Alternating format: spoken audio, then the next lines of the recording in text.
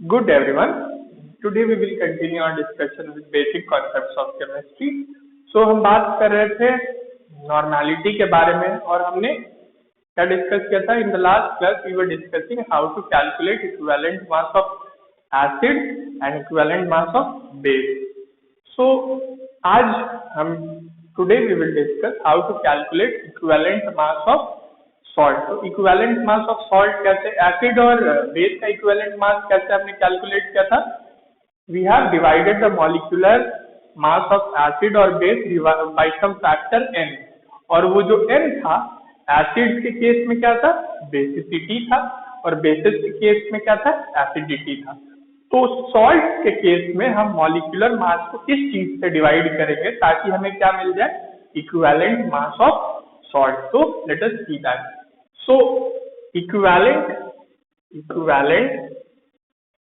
mass of salt, this EQ stands for equivalent.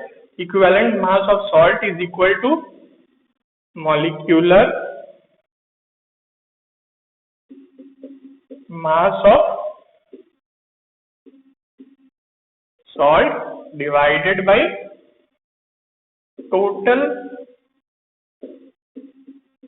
Positive और negative valency.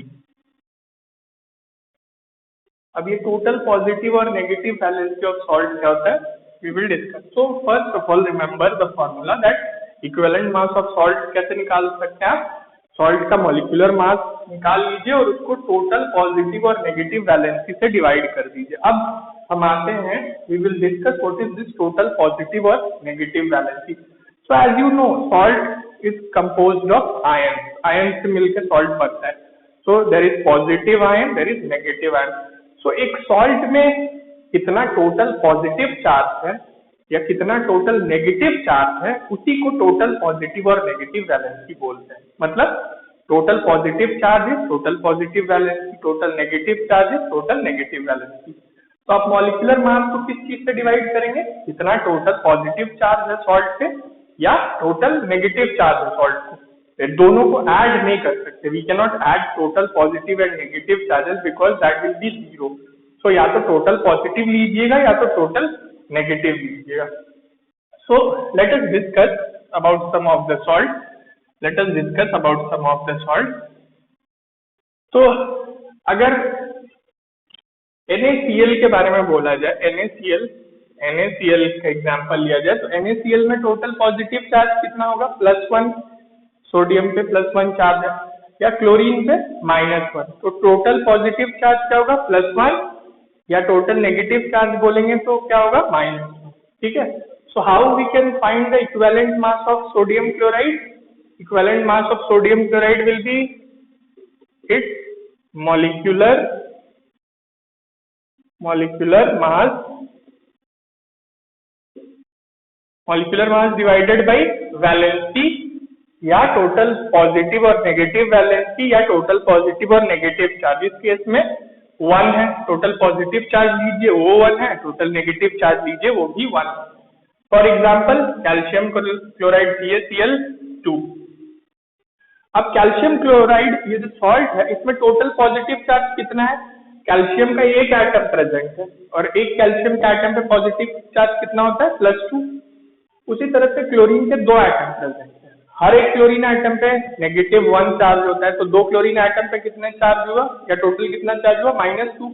So total positive charge is +2 and total negative charge is -2. So molecular mass को किससे divide करेंगे, total positive और negative valency. तो total positive valency is 2, total negative valency is also 2. So equivalent mass is given by molecular mass divided by 2. So sodium chloride का equivalent मास कुछ ऐसे निकालेंगे, calcium chloride का इक्विवेलेंट मास कुछ ऐसे निकालेंगे. Let us talk about one more compound, calcium phosphate के बारे में बात करते हैं. तो what is calcium phosphate. Calcium phosphate क्या होगा, calcium phosphate CA3PO4 the whole twice, यही होगा calcium phosphate. CA3PO4 the whole twice is calcium phosphate। Now calcium phosphate का इक्विवेलेंट मास क्या होगा? कैल्शियम फॉस्फेट का इक्विवेलेंट मास क्या होगा? कैल्शियम फॉस्फेट का मॉलिक्यूलर मास निकाल सकते हैं। अब I am not calculating the molecular masses of these type, kindly calculate the आप मॉलिक्यूलर मास को कैलकुलेट कर लीजिएगा, उसको पॉजिटिव या नेगेटिव वैलेंसी से डिवाइड करके आंसर कमेंट सेक्शन में लिखिएगा जरूर please. Calculate equivalent masses of all the salt जो हमने डिस्कस किए and write it in the comment section, or if you have any doubt also please write that also in the comment section. I will try to solve them as soon as possible. So calcium phosphate CA3PO4 the whole twice. Now what is total positive charge? Calcium के एक atom पे +2 charge होता है और 3 atom है तो +6 charge हुआ, तो total positive valency +6, PO4 the whole twice. Total negative phosphate radical पे कितना चार्ज होता है? -3, तो 2 फॉस्फेट रेडिकल्स, तो total negative valency is also -6। So equivalent mass is given by molecular mass divided by total positive valency और total negative valency, और दोनों ही क्या है? 6 है। So this is how you can calculate equivalent mass of calcium phosphate. तो इस तरह से आप इक्विवेलेंट मास कैलकुलेट कर सकते हैं किसी भी इसका सॉल्ट का। अगर आपको सॉल्ट का इक्विवेलेंट मास पता है, तो नंबर ऑफ ग्राम इक्विवेलेंट आप सॉल्ट का निकाल सकते हैं। कैसे? Given mass of the salt divided by its equivalent mass, और नॉर्मेलिटी क्या होता है? Normality is equal to number of gram equivalent divided by volume of solution in litres. तो अभी तक हमने 3 क्लास के कंपाउंड्स के बारे में बात की, that is acid, bases and salt. मैंने आपको क्या बताया?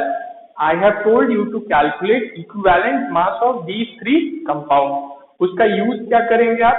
You will use it to calculate what number of gram equivalent of an acid और अ बेस और अ सॉल्ट। अगर आपको नंबर ऑफ ग्राम इक्विवेलेंट पता चल गया, so normality you can calculate. Normality क्या होता है? Number of gram equivalent divided by normality of a solution is what? Number of gram equivalent। GM stands for gram, EQ मैं equivalent के लिए लिख रहा हूँ। number of gram equivalent of solute divided by volume of solution in remember liter।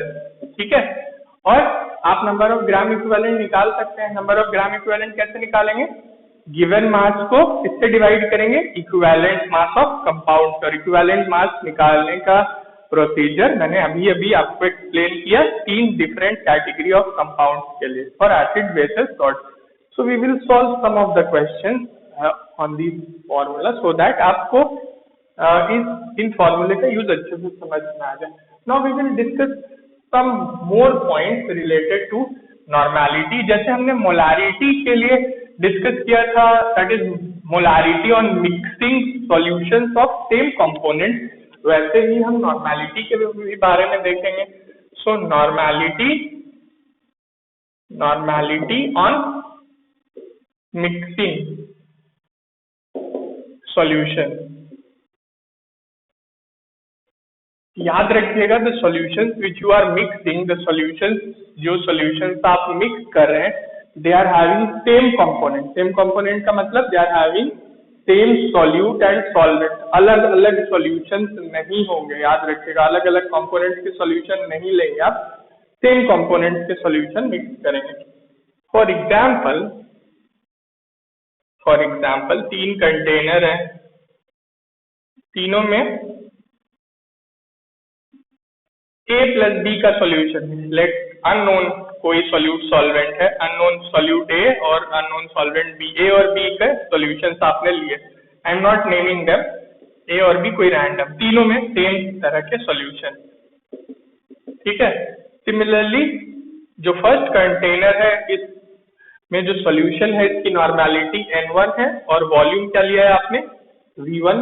Similarly second वाले में जो solution है उसकी नॉर्मेलिटी N2 है और जो वॉल्यूम है वो V2 है। सिमिलरली थर्ड कंटेनर में जो सॉल्यूशन है उसकी नॉर्मेलिटी N3 है और वॉल्यूम V3 है। तो सपोज करिए if I take all these three containers and pour the content in a single container, अगर मैं एक सिंगल कंटेनर में सारे को मिक्स कर देता हूँ तो जो बड़े कंटेनर में जो सॉल्यूशन बनेगा या जो रिजल्टिंग सॉल्यूशन मुझे मिलेगा उसकी नॉर्मेलिटी क्या होगी? तो सेम जो फॉर्मूला मोलारिटी के लिए आया था वही होगा, that you find the product और multiply normality with the respective volume और कीप ऑन एडिंग, और वो किससे इक्वेट करेंगे आप? Normality of the resulting solution into volume of the resulting solution. So N1 V1 plus N2 V2 plus N3 V3 is equal to NR VR। NR क्या है? Normality of the resulting solution, VR volume of the resulting solution. तो क्या तीन ही solutions के लिए formula applicable है? नहीं, ये 3 4 5 n नंबर ऑफ सॉल्यूशंस आप मिक्स कर दीजिए, जितने आप सॉल्यूशन लेंगे उतना ये प्रोडक्ट निकाल के ऐड करते जाएंगे और सबको किससे इक्वेट करेंगे? Normality of the resulting solution जो मिलेगा into volume of the resulting solution. एक और चीज, सब्स्टिट्यूट करने के समय while substituting always keep the unit of volume same on both side. If you are substituting volume in milliliters on LHS, RHS में भी वॉल्यूम को मिलीलीटर्स में रखिए, सबके यूनिट सेम रखिएगा LHS और RHS में। किसके यूनिट? वॉल्यूम के। Don't take some of the volume in millilitre, some in litre, that will give you incorrect result, वो इनकरेक्ट रिजल्ट आप देगा। So try to keep this point in mind by using this formula. And how can you calculate this resulting volume of the solution? आपको total volume solution का कैसे मिलेगा? अगर आप तीनों को मिक्स कर देंगे तो ये वॉल्यूम ऐड करेंगे, ये वॉल्यूम ऐड करेंगे, ये वॉल्यूम ऐड करेंगे, तो जितना तीनों का एडिशन या तीनों का सम आएगा that will be the volume of the resulting solution, because आप तीनों लिक्विड को एक कंटेनर में ट्रांसफर करें तो जो सॉल्यूशन होगा, जो रिजल्टिंग कंटेनर में जितना वॉल्यूम होगा वो इन तीनों का सम ही तो होगा। So you can easily find the volume of the resulting solution. So एक और चीज के बारे में हम बात करेंगे, that is normality in case of neutralization reaction, normality on neutralization या normality in neutralization reaction। तो neutralization reaction क्या होता है? आप सब जानते हैं neutralization is what? Neutralization is when an acid reacts with a base to form salt and water, यही होता है न्यूट्रलाइजेशन। तो acid base neutralization, acid base neutralization जब होगा तो नॉर्मेलिटी क्या होगी? तो फॉर कंप्लीट न्यूट्रलाइजेशन रिएक्शन, मतलब अगर जितना एसिड लिया और जितना बेस लिया दोनों को मिक्स किया और दोनों ही पूरे फुल्ली कंज्यूम हो गए टू प्रोड्यूस सॉल्ट और वाटर, मतलब ना ही एसिड बच गया फाइनल सॉल्यूशन में, ना ही बेस बच गया, दोनों कंप्लीटली यूज हो गया, एसिड भी कंप्लीटली यूज हो गया और बेस भी कंप्लीटली यूज हो गया। उस केस के लिए आप लिख सकते हैं normality of acid into volume of acid is equal to normality of base into volume of base. याद रखिएगा ये बीच में इक्वल तभी आप लिख सकते हैं for complete neutralization of an acid by a base. अगर कोई भी चीज बच जाती है, या तो एक्सेस एसिड हो जाता है या तो एक्सेस बेस हो जाता है, देन देयर प्रोडक्ट या normality of acid into volume of acid will not be equal to normality of base into volume of base. तो this formula is applicable for complete neutralization of an acid by a base। Basically होता क्या है, अगर complete neutralization हो जाएगा then you will get salt and water, अगर नहीं होगा तो the resulting solution will be either acidic in nature or basic in nature, क्योंकि कुछ ज्यादा था न्यूट्रलाइजेशन रिएक्शन में, कोई एक कंपोनेंट जो यूज किया आपने या तो एसिड यूज किया या तो बेस यूज किया, कुछ ज्यादा था। तो जो रिजल्टिंग सॉल्यूशन होगा वो एसिडिक होगा कि बेसिक होगा, किस चीज पे डिपेंड करेगा कि किसका नंबर ऑफ ग्राम इक्विवेलेंट ज्यादा होता है, एसिड का ज्यादा होता है कि बेस का ज्यादा होता है। सो ये जो हम कर रहे हैं basically we are equating number of equivalents of acid is equal to number of equivalents of base use. तो अगर ऐसा नहीं हुआ, रिजल्टिंग सॉल्यूशन में जो आपको फाइनल सॉल्यूशन मिला उसमें एसिड ज्यादा रह गया या बेस ज्यादा रह गया, that is the resulting solution is acidic और बेसिक।